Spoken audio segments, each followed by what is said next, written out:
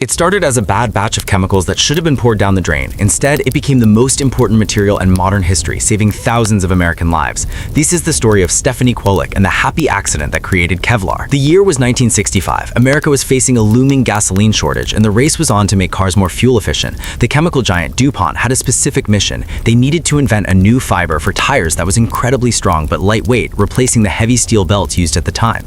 To solve this, they turned to Stephanie Kwolek, a brilliant chemist working in a field dominated almost entirely by men. Stephanie spent her days dissolving polymers, looking for a solution that could be spun into strong fibers. Usually, the polymer solution looks like clear, thick molasses or honey, but one afternoon, Stephanie created a batch that looked completely wrong. It wasn't clear or thick, it was cloudy, watery, and looked like spoiled buttermilk. By all standard laboratory rules, this was a failure. Her technician actually refused to put the liquid into the spinneret machine, arguing that the cloudy garbage would clog the tiny holes of their expensive equipment.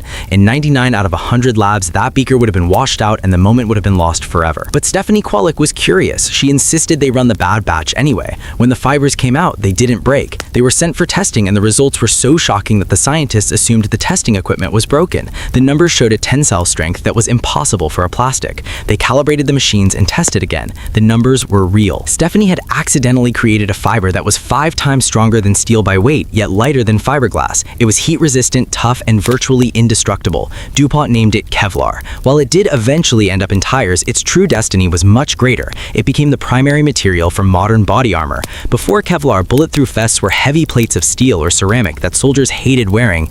After Kevlar, protection became wearable. Since its introduction, Kevlar vests have saved the lives of over 3,000 police officers in the United States alone, not to mention countless military personnel overseas. Stephanie Kwolek passed away in 2014, but her legacy walks the streets every day, protecting the men and women who protect us, all because she refused to throw away a mistake.